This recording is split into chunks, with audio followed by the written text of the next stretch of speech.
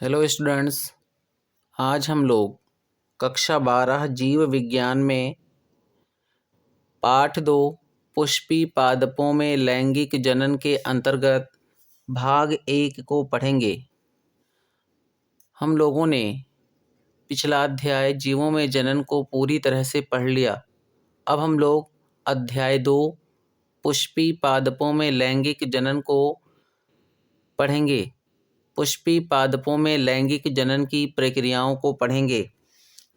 बच्चों, पादप को कुल 5 डिवीजन में वर्गीकृत किया गया है, जिसमें से पुष्पी पादप आवृतबीजी कुल का लक्षण होता है। जैसा कि आपको पता होगा कि पादप कुलों को कुल 5 भागों में वर्गीकृत किया गया है। शैवाल, ब्रायोफाइटा, टेरिडोफाइटा, अनावृतबीजी और आवृतबीजी। इन 5 भागों में वर्गीकृत किया गया है पादप जगत को। तो इनमें से पुष्पी पादप आवृतबीजी कुल का लक्षण होता है। हम लोग आवृतबीजी कुल के पादपों में लगने वाले पुष्प में लैंगिक जनन किस प्रकार से होता है, इसी प्रक्रिया को पढ़ेंगे कि एक पुष्पी पादप अपने पुष्प द्वारा किस प्रकार से लैंगिक जनन को पूरा करता है। जैसा कि हम लोगों को पता ही है कि लैंगिक जनन के अंतर्गत 2 विपरीत जनकों की आवश्यकता होती है, जिसमें मेल अलग और फीमेल अलग होता है तथा नर और मादा से युग्मकों को प्राप्त कर निषेचन की प्रक्रिया पूरी होती है।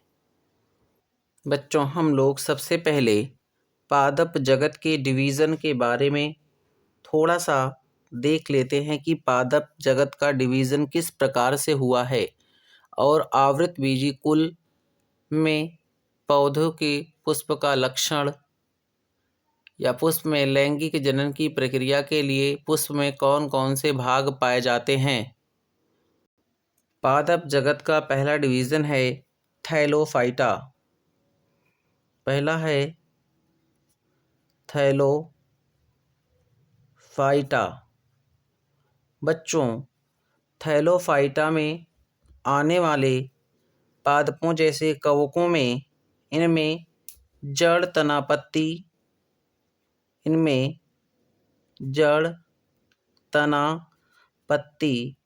का अभाव होता है।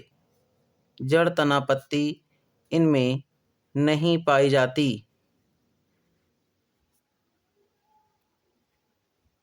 परंतु इनमें क्लोरोफिल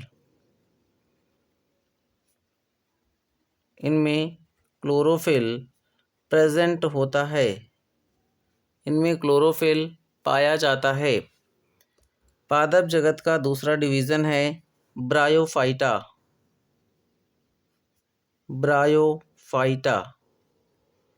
बच्चों, ब्रायोफाइटा में इनमें भी जड़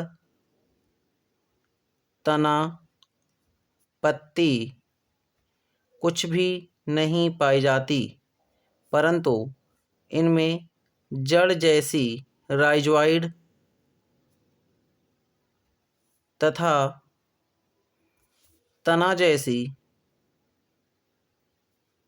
या पत्ती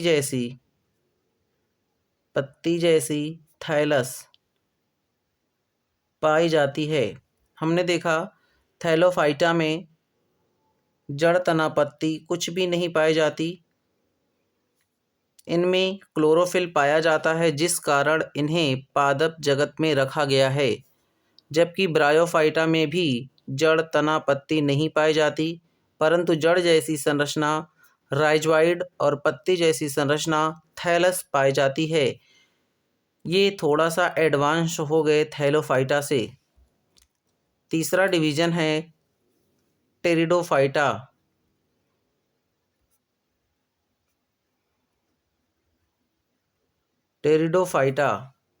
टेरिडोफाइटा में जड़ तना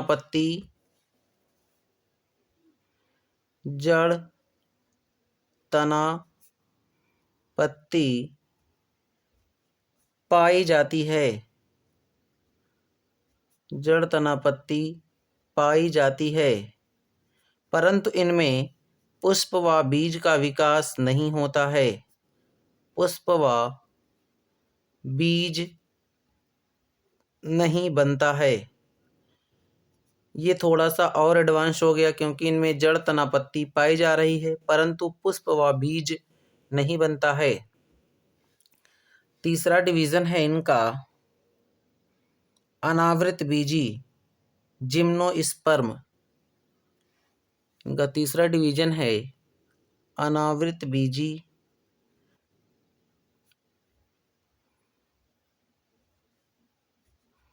या जिम्नोस्पर्म।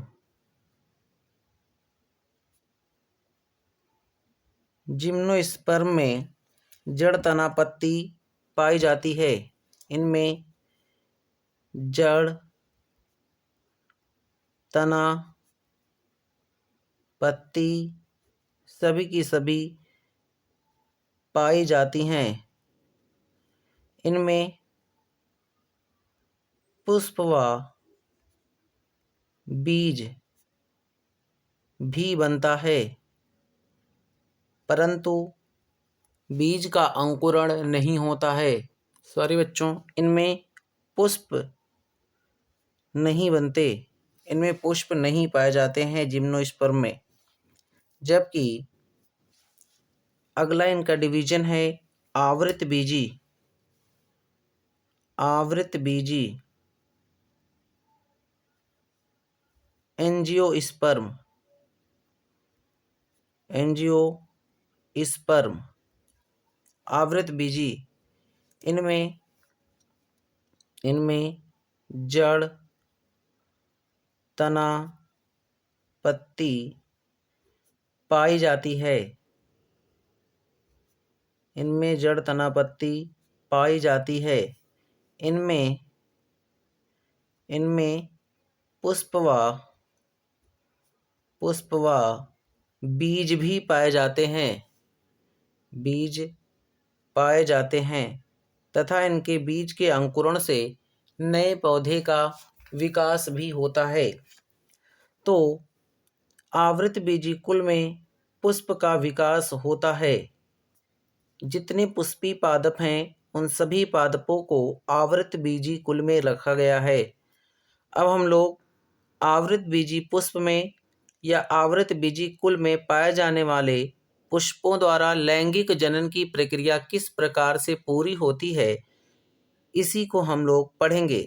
सबसे पहले अब हम लोग पढ़ेंगे एक पुष्प की संरचना, क्योंकि पुष्प ही पौधे का लैंगिक भाग है। तो हम लोग पहले पुष्प की संरचना को पढ़ेंगे और देखेंगे कि पुष्प में कौन कौन से लैंगिक भाग या कौन कौन से भाग पाए जाते हैं और उनकी जनन में क्या भूमिका होती है। हम लोग सबसे पहले पढ़ेंगे पुष्प की संरचना।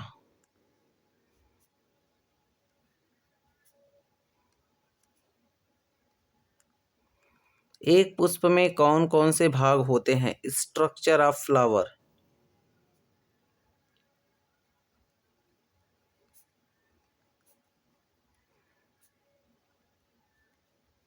पुष्प की संरचना।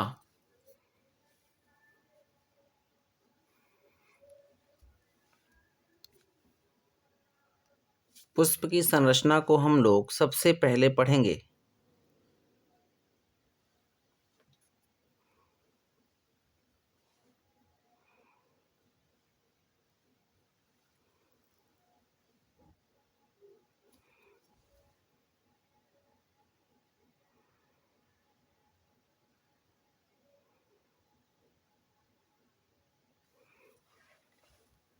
बच्चों, एक पुष्प के कुल 4 चक्र होते हैं।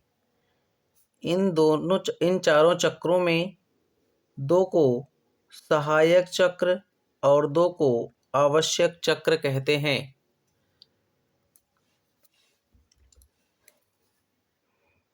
दो सहायक चक्र तथा 2 आवश्यक चक्र होते हैं। इनमें सहायक चक्र कैलिक्स और कोरोला तथा आवश्यक चक्र एंड्रोशियम और गाइनोसियम होता है।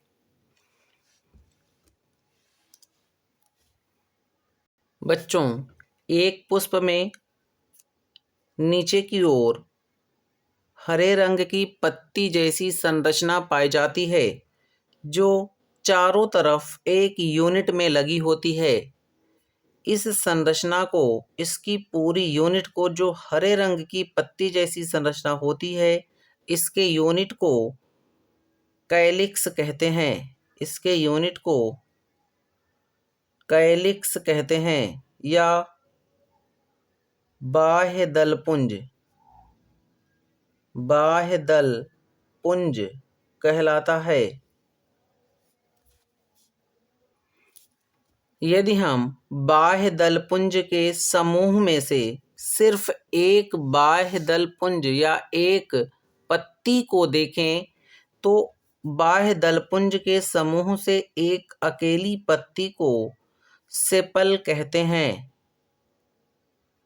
एक अकेली पत्ती को सेपल कहते हैं या बाह्य दल कहते हैं। पुष्प के सबसे आधार में हरे रंग की पत्ती जैसी संरचना का एक समूह लगा होता है चारों ओर से, जिसे हम बाह्य दल पुंज या कैलिक्स कहते हैं, तथा कैलिक्स के समूह से सिर्फ एक पत्ती को सेपल या बाह्य दल कहते हैं, तथा इसके ठीक ऊपर पुष्प की रंग बिरंगी संरचना तथा अत्यधिक चौड़ी पत्ती पाई जाती है, जो रंग बिरंगी होती है। इस संरचना को कोरोला कहते हैं। यह संरचना कोरोला कहलाती है। कोरोला का मतलब होता है हिंदी में दल पुंज। यह भी समूह में पाई जाती है। यदि हम कोरोला की एक पत्ती की बात करें या कोरोला के समूह से एक पत्ती को तोड़कर अलग करें, तो इसकी इकलौती संरचना पेटल कहलाती है। इसकी अकेली संरचना पेटल कहलाती है या दल कहलाती है। तो पुष्प के दल, दलपुंज, दलपुंज और बाह्य दलपुंज, दलपुंज और बाह्य दलपुंज ये पुष्प के सहायक चक्र के अंतर्गत आते हैं। ये पुष्प के सहायक चक्र या एक्सेसरी साइकिल के अंतर्गत आते हैं। सहायक चक्र पुष्प में लैंगिक जनन प्रक्रिया में सहायता करते हैं। इसके बाद अब पुष्प का आएगा आवश्यक चक्र। पुष्प का आवश्यक चक्र। पुष्प के आवश्यक चक्र के अंतर्गत एंड्रोशियम और गाइनोसियम आते हैं।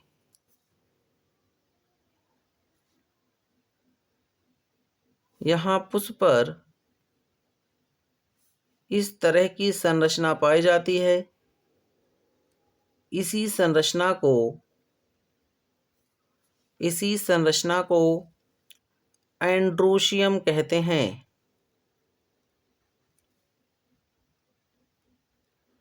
एंड्रोशियम अर्थात ये पुमंग कहलाती है। पुमंग पौधे का नर भाग है। पुमंग पौधे का नर भाग होता है। तो आवश्यक चक्र के अंतर्गत पहला चक्र जो आएगा वो है पुमंग, तथा दूसरा जो चक्र आएगा उसे कहते हैं गाइनोसियम।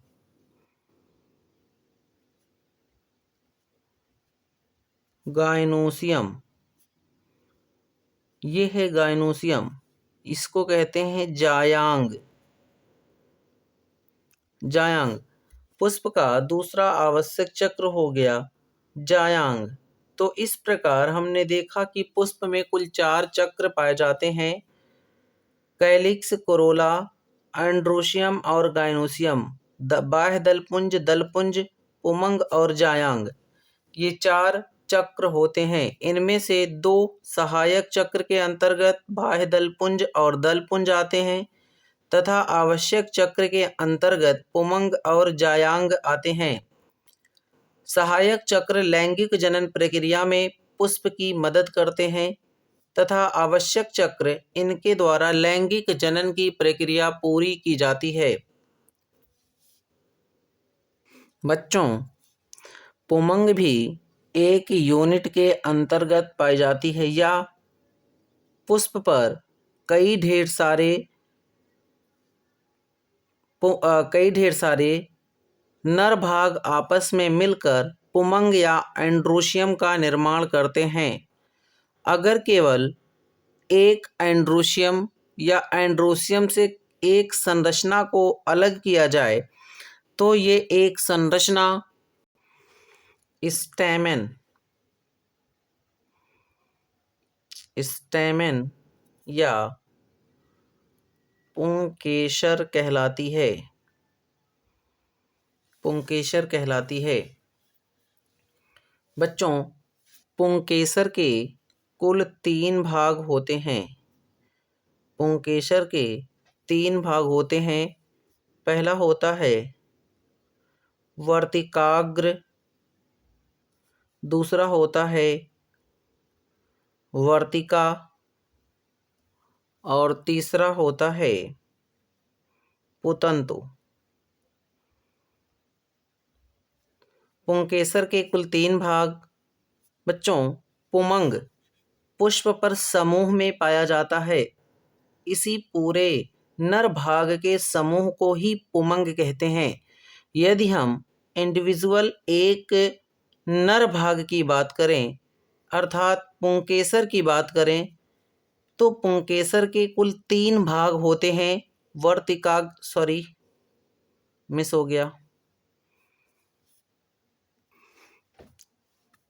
बच्चों, ये दोनों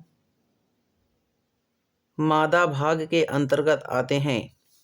पुंकेसर के 3 भाग। पहला होता है एंथर या परागकोश। दूसरा होता है इनका कनेक्टिवा या इसको कहते हैं योजी और तीसरा होता है पुतंतु। पहला भाग ये है सबसे ऊपर की तरफ चौड़ा भाग। इसी भाग को कहते हैं परागकोश।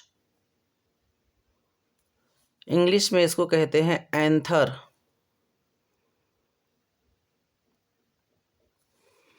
ये कनेक्टिवा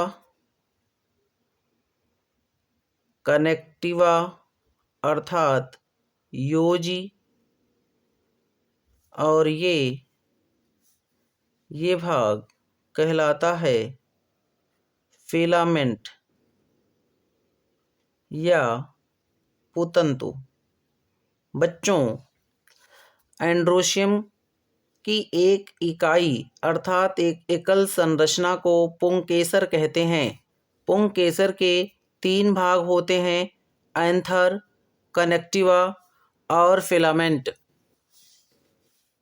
जबकि जायांग पौधे के पुष्प का मादा भाग होती है। जायांग पौधे के पुष्प का मादा भाग है। जायांग भी पुष्प पर समूह के रूप में पाई जाती है। इस जायांग की एक संरचना को पिस्टिल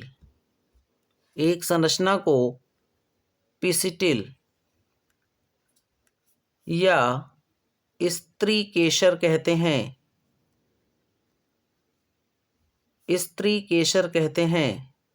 बच्चों, एक स्त्री केसर के 3 भाग होते हैं। पहला है स्टिग्मा, दूसरा है स्टाइल और तीसरा है ओवरी अर्थात वर्तिकाग्र वर्तिकाग्र, वर्तिका तथा अंडाशय, ये 3 भाग होते हैं स्त्री केशर के। सबसे पहले शीर्ष में वर्तिकाग्र, उसके बाद वर्तिका और फिर अंडाशय। इस ऊपर के भाग को कहते हैं स्टिग्मा, स्टिग्मा या वर्तिकाग्र। इस भाग को कहते हैं वर्तिकाग्र।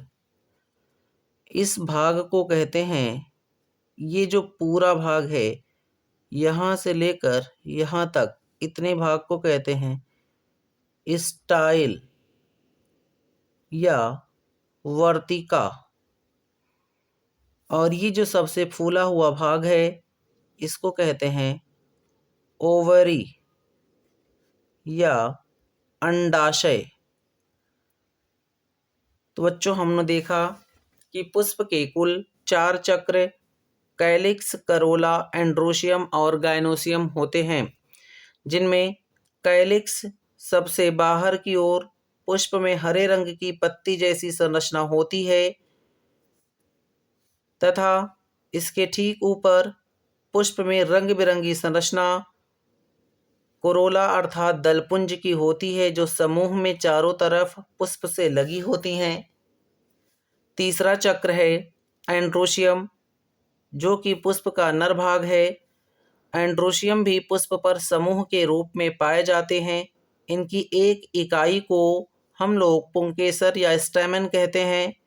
पुंकेसर के 3 भाग परागकोश, कनेक्टिवा और फिलामेंट या पुतंतु होते हैं।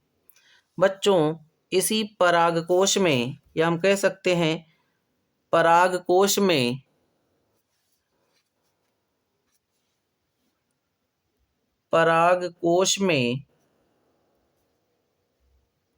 परागकण का निर्माण होता है। यही परागकण पौधे का नर युग्मक होता है तथा पुष्प का चौथा चक्र है गाइनोशियम या जायांग, जो कि पुष्प का मादा भाग होता है। जायांग भी पुष्प पर समूह में पाए जाते हैं। इनकी एक इकाई अर्थात अकेली संरचना को पिस्टिल या स्त्री केशर कहते हैं। स्त्री केशर के भी 3 भाग होते हैं। स्टिग्मा सबसे शीर्ष में, फिर यहाँ से यहाँ तक का भाग, ये पूरा भाग वर्तिका या स्टाइल कहलाता है।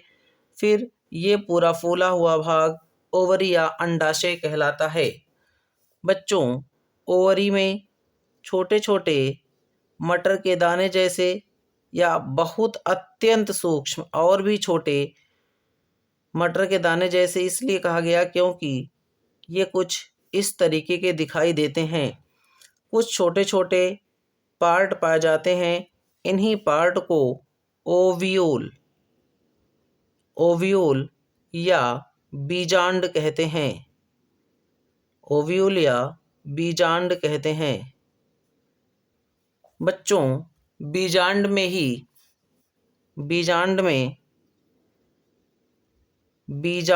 ही अंड कोशिका पाई जाती है। बीजांड में ही अंड कोशिका पाई जाती है।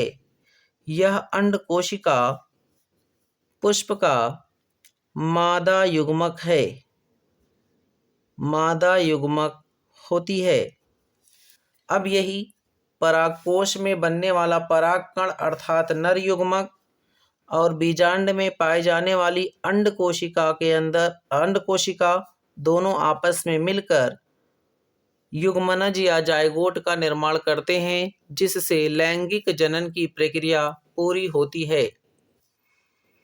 बच्चों, बीजांड में भी कुछ कोशिकाएं पाई जाती हैं। इनको अब हम लोग बीजांड को थोड़ा सा अलग से पढ़ेंगे। बीजांड की संरचना को देखेंगे। बीजांड की संरचना कैसी होती है?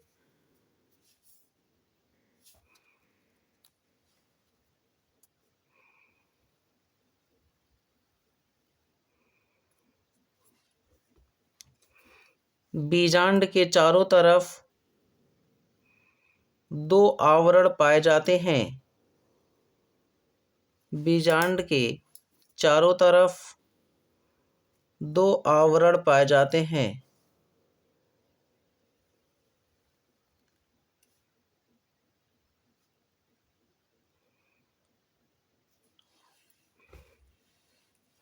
इसमें सबसे बाहर की ओर पाए जाने वाले आवरण को आउटर इंटेगुमेंट या बाह्य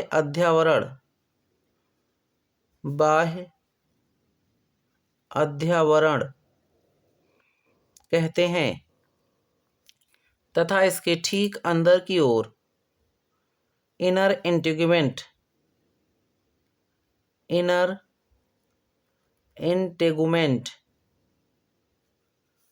अंतः अध्यावरण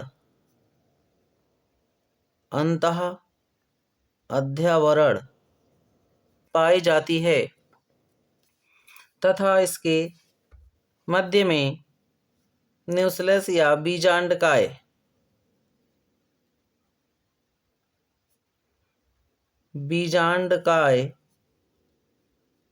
पाया जाता है। बच्चों, इनर इंटीग्यूमेंट ऊपर की ओर एक स्थान पर अधूरी रह जाती है। इस अधूरे भाग को चलाजा कहते हैं। चलाजा कहते हैं तथा चलाजा के ठीक अपोजिट दोनों अध्यावरण आउटर इंटीग्यूमेंट और इनर इंटीग्यूमेंट एक स्थान पर अधूरे रह जाते हैं, जिससे एक छिद्र का निर्माण होता है। इसी छिद्र को माइक्रोपाइल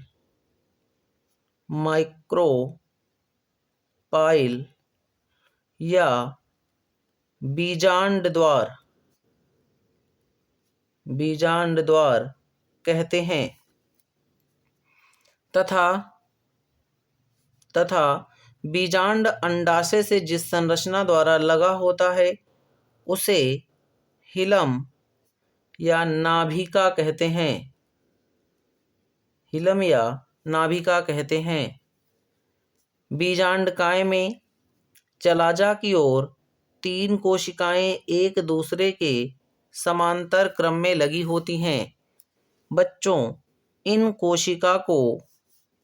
कोशिकाओं को एंटीपोडल सेल या प्रतिमुख कोशिका कहते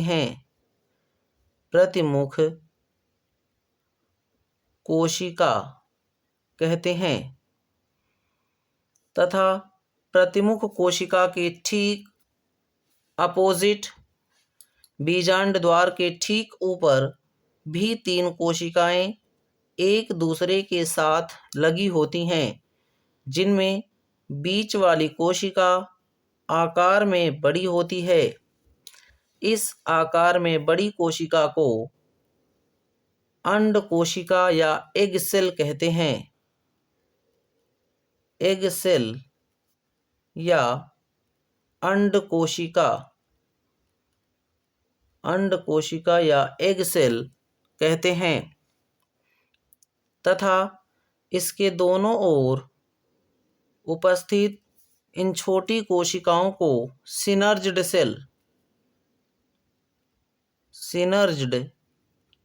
सेल या सहायक कोशिका